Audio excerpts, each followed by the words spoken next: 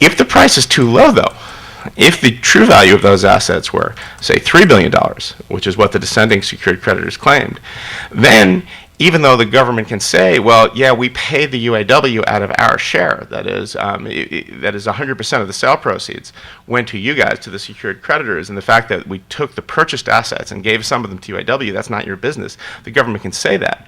But then the complaint that the secured creditors would have is that, yeah, you can, if you had purchased the assets fairly, if you had paid the an adequate price for them, then you can do what you want with them. You can dump them in the ocean, or pay them to the UAW, or whatever else you want to do with them.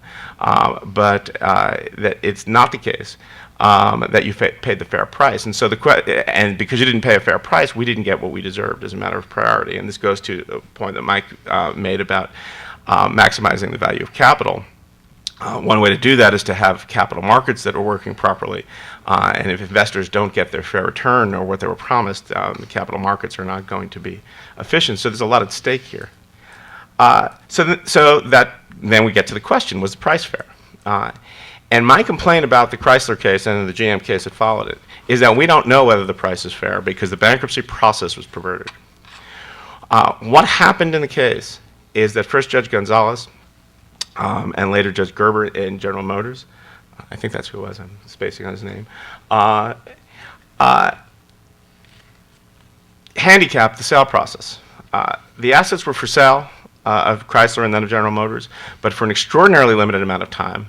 Moreover, any potential bidder who was going to bid for the assets, to be a qualified bidder under the terms of the sale, needed to agree to assume liabilities to the UAW.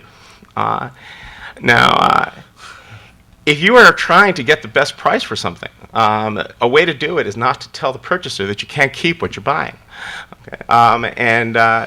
So if you were a secured creditor and you're entitled to the first $6 billion, and although these are not the actual numbers, the sale the terms of the sale procedure is that if you buy the assets, you have to also agree to pay the UAW, say, $1 billion.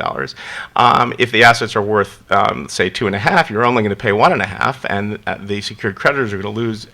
In this simple example, are going to lose $1 billion of what they're entitled to if the sale would be for $1.5 billion.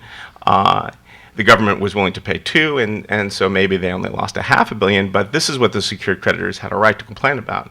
A complaint that because of the requirement that any potential bidder had to assume liabilities to the UAW, there was no reason to think that the auction was going to produce the best price.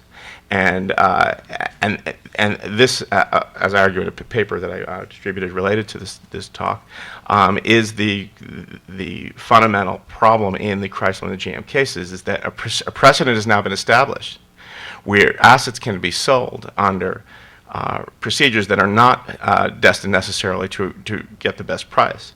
When that occurs, in my view, courts should not be permitted to deal with such large cases as this under their own, based on the court's own judgment of what is or isn't fair. The last point I'll make, to stay under the 10 minutes, is that what I just said is not that I think the $2 billion was too little money. I don't know whether it was. If I had to guess, frankly, I would guess it was a fine price. That is, the government was coming in. This wasn't a market-oriented bidder. The government was coming in, wanted to make everyone happy. Politicians like that, and they figured, well, we'll throw a whole bunch of money at the secured creditors, and then we'll buy the assets and we'll give them to the UAW, and everyone but the taxpayers will be happy. But taxpayers, always believe in Santa Claus. There's never a price for anything, so this will all work out great. And so I think $2 billion is probably the right price, but we don't know, and we now have a precedent for allowing judges to circumvent the reorganization process by approving what is ostensibly a sale, or maybe even approving what is in fact a sale, but without a market test. And when you have sales without market tests, especially with firms this big, you have problems. You have problems of going to the allocation of capital. And the proper allocation of capital. And so, to answer Mike's question, whether or not Chrysler and General Motors represented the least economically damaging solution that can be sustained politically, maybe the answer is yes. But that's unfortunate because there is significant potential economic damage in that we can no longer rely when with GM and Chrysler as precedent, we can no longer rely on the bankruptcy process allocating assets to their best use. And so, for example, if a Chinese firm had decided that it wanted to buy the real estate in Detroit and the Jeep brand and to liquidate the rest of Chrysler and was willing to pay $3 billion for that, right? That would have been the best use of those assets from an economic perspective. And if the government wanted to prevent that, it should have had to pay $3 billion, not the $2 billion that it decided to pay.